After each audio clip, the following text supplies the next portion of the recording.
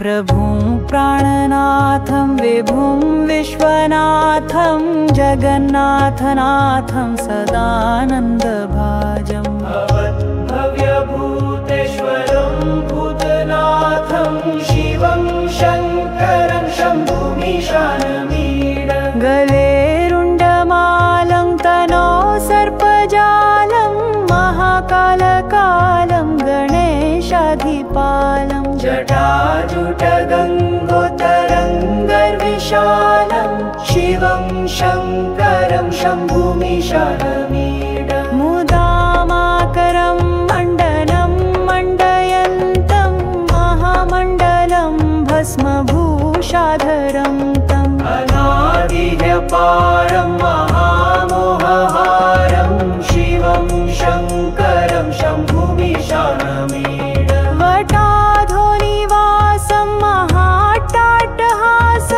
महापापनाशं सदा सुप्रकाशं गिरीशं गणेशं महेशं सुरेशं शिवं शङ्करं शम्भुमीशानमीडं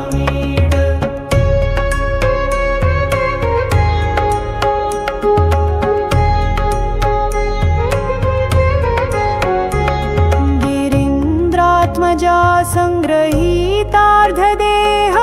गिरौ संस्थितं सर्वदा सन्नगेहं परब्रह्म ब्रह्मादिभिर्वन्द्यमानं शिवं शङ्करं शम्भुमीशानमीडं कपालं त्रिशूलं कराभ्यान्दधानं पदाम्भोजनं रायकामं ददानं बलिवदयानं सुराणां प्रधानं शिवं शङ्करं शम्भुमीशानमीडं षट्चन्द्रगात्रं गुणानन्दपात्रं त्रिनेत्रं पवित्रं धनेशस्य मित्रम् अपर्णाकलत्रं चरित्रं विचित्रं शिवं शङ्करं शम्भुमीशानमीडे हरं सर्पहारं चिताभुविहारं भवं वेदसारं सदा निर्विकारं श्मशाने वसन्तं मनोजं दहन्तं शिवं शङ्करं शम्भुमीशानमीडे